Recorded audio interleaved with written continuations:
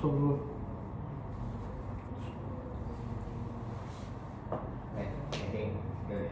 Assalamualaikum warahmatullahi wabarakatuh. Waalaikumsalam warahmatullahi wabarakatuh. Alhamdulillahirabbil alamin. Allahumma shalli ala sayyidina Muhammad wa ala sayyidina Muhammad.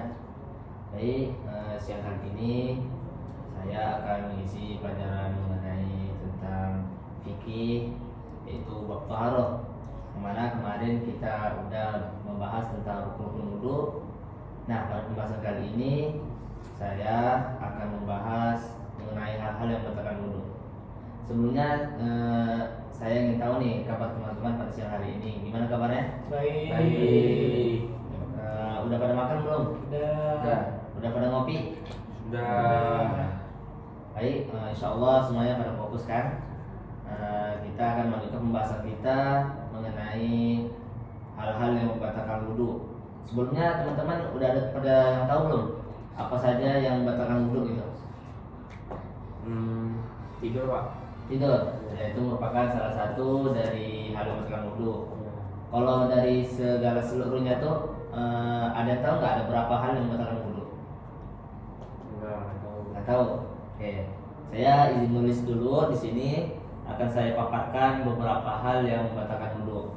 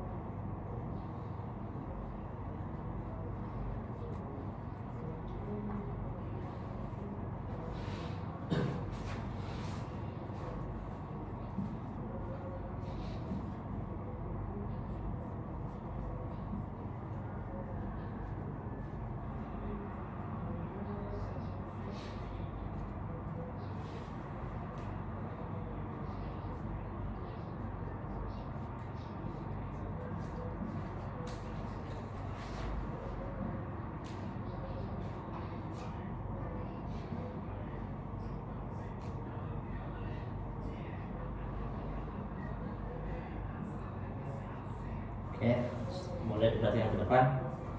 Jadi hal-hal yang membatalkan wudu itu menurut kitab At-Tazhib itu ada 6, tapi ada juga kitab lainnya yang menyatakan bahwasanya hal-hal yang membatalkan wudu itu ada 5. Nah, yang pertama yaitu tidur. Yang mana kita ketahui bahwasanya kalau kita tidur atau bisa dibilang itu hilangnya akal karena sebab mabuk atau tidur, itu bisa membatalkan wudu. Tapi itu tergantung kondisi posisi tidurnya. Nah, kalau misalnya teman tidur seperti ini, sedang duduk gitu, ketika mau maaf nih, kita terangkat ketika tidur saking ngantuknya gitu kan, itu bisa menyebabkan batalnya wudu. Akan tetapi jika tidak terangkat pantat kita, itu tidak membatalkan wudu. Kemudian tidur dengan posisi terlentang, tengkurap, bersandar, itu bisa membatalkan wudu. Kemudian yang kedua yaitu keluarnya sesuatu dari dua jalan. Nah, dua jalan itu apa aja? Depan dan belakang ya, tahu lah teman-teman ya. Tahu. Nah, itu semua yang keluar dari dua jalan tersebut, baik itu darah atau yang umumnya itu kotoran, air mani, air seni dan lain-lainnya. Jadi misalnya kalau teman-teman sedang ada penyakit gitu, keluar darah gitu, nah itu bisa saja membatalkan wudu teman-teman. Jadi kalau teman jangan ragu-ragu lagi, misalnya kalau udah keluar darah gitu kan, silakan untuk mengambil wudu. Kemudian yang ketiga yaitu gila. Jadi kalau orang gila itu ya kita tahu lah kan, bukan hanya wudunya saja batal, bahkan sholatnya pun tidak diterima. Kemudian yang keempat yaitu bersentuhnya antara laki-laki dan perempuan. Jadi kalau kita menyentuh perempuan atau menyentuh seseorang, baik terutama bagi kita yang laki-laki itu ke perempuan, kemana? Yaitu ke yang mahram kita, yang kita tidak boleh menikahinya. Contohnya seperti ya orang pada umumnya, pedagang, guru kita yang tidak ada ikatan keluarga lah gitu. Kemudian yang yang kelima yaitu menyentuh kelamin manusia, baik itu kelamin sendiri maupun kelamin orang lain. Nah, misalnya teman-temannya lagi tidur gitu kan, nggak sengaja kepegang gitu, terus mau melaksanakan sholat. Nah, itu berarti teman-teman dianjurkan untuk berwudu lagi, karena dengan menyentuh kelamin kita telah membatalkan wudu kita.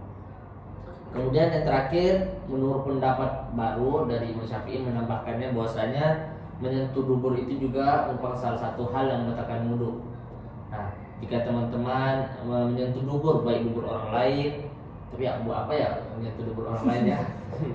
Menyentuh dubur kita sendiri itu bisa menjadi sebab batalnya wudu. Mungkin dari 6 hal ini ada teman-teman mau ditanyakan? Baik, saudara Usuk.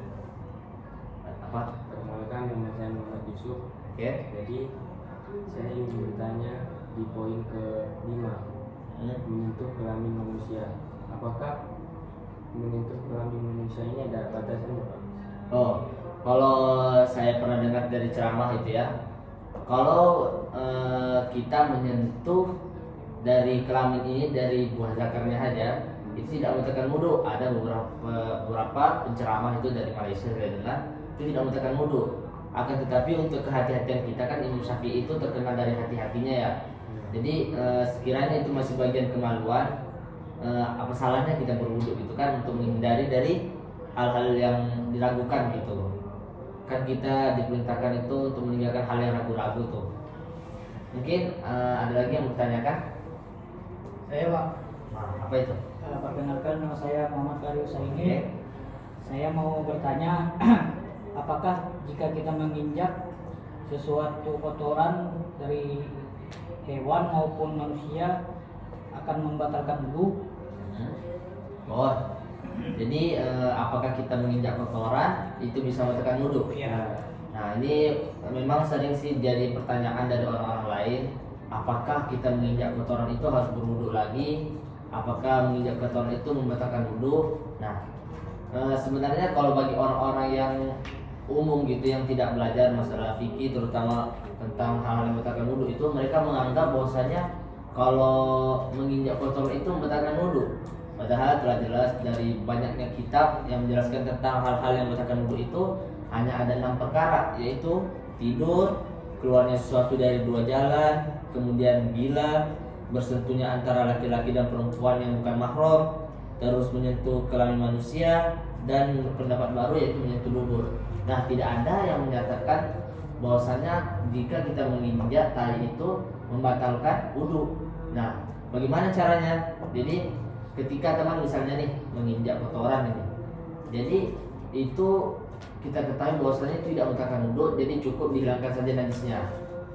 Nah, misalnya teman-teman ada di air, terus pakai sabun hingga hilang dari tiga hal dari najis itu, yaitu bau, rasa, dan warnanya. Nah, jadi teman-teman tidak perlu wudu lagi, cukup menghilangkan najisnya. Mungkin ada yang ingin ditanyakan lagi? Satu lagi, Pak. Di poin kedua, keluarnya sesuatu dari 2 jalan. Kalau di pria kan kadang ada yang keluar yang dari depan kan, ada yang keluar seperti sperma atau kencing. Ya. Satu lagi, Pak, air madi apakah bisa membatalkan wudu? Nah, kalau kita melihat dari makna secara umumnya ya, keluarnya sesuatu dari 2 jalan, berarti maksudnya itu segala sesuatu yang keluar dari 2 jalan, maupun batu itu pun mau apa gitu, yang penting dia keluar dari jalan tersebut, dari alat kelamin kita. Nah, itu bisa membatalkan wudu. Seperti tadi saya jelaskan kan, misalnya orang punya penyakit gitu, kan sebenarnya kan darah itu kan dari sebabnya penyakit itu bisa membatalkan wudu, tapi karena keluarnya dari alat kelamin kita, nah itu bisa membatalkan wudu. Tapi kalau misalnya darah itu keluar dari tangan gitu, karena kita tergores gitu, kena apa gitu kan, itu tidak membatalkan wudu. Tetapi jika darah tersebut keluarnya dari alat kelamin kita, itu bisa membatalkan wudu. Mungkin ada yang kurang jelas gitu? Jelas Pak. Jelas ya? Jelas. Jadi kemarin kita lanjut saya ingin mengulang pembahasan yang kemarin.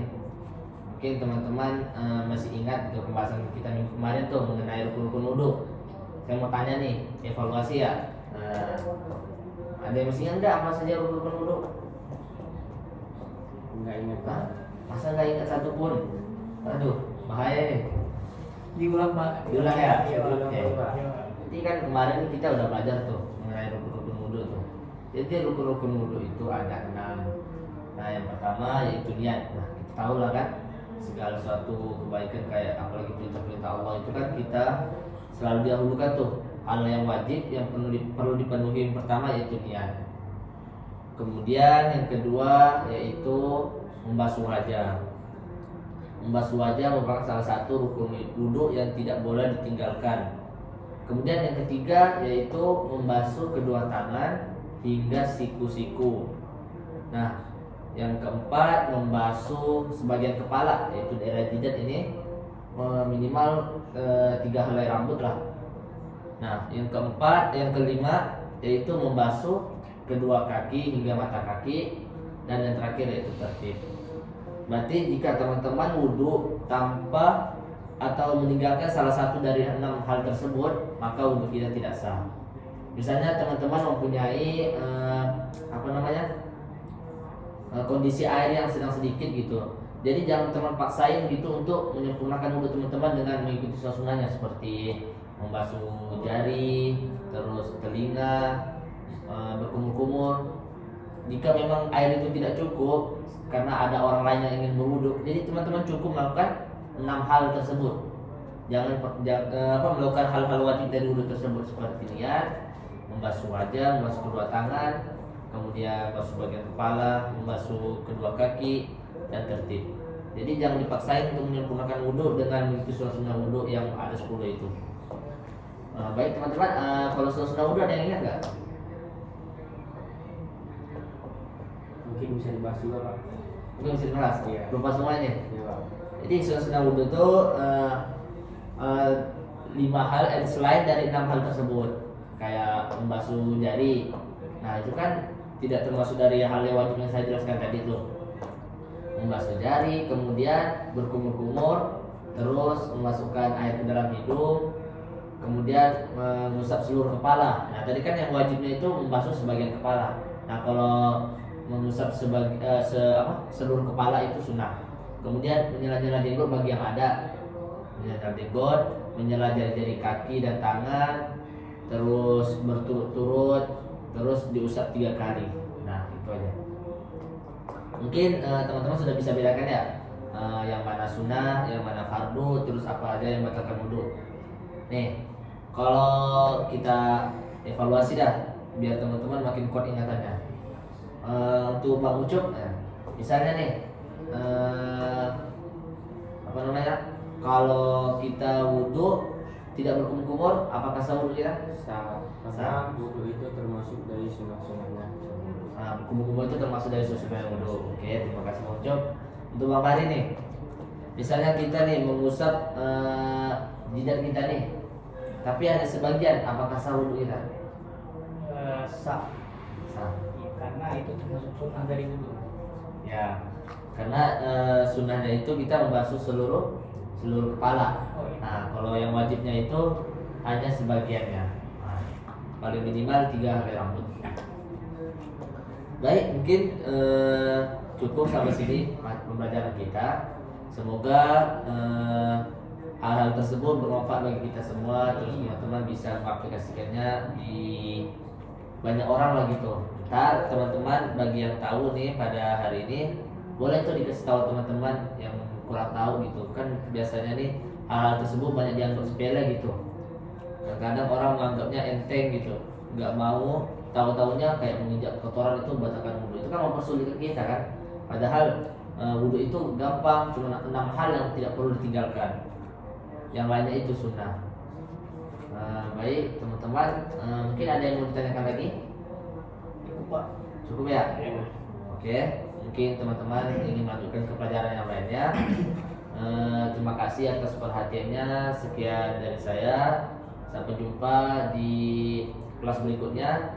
Assalamualaikum warahmatullahi wabarakatuh. Waalaikumsalam warahmatullahi wabarakatuh. Oh, ini ada juga.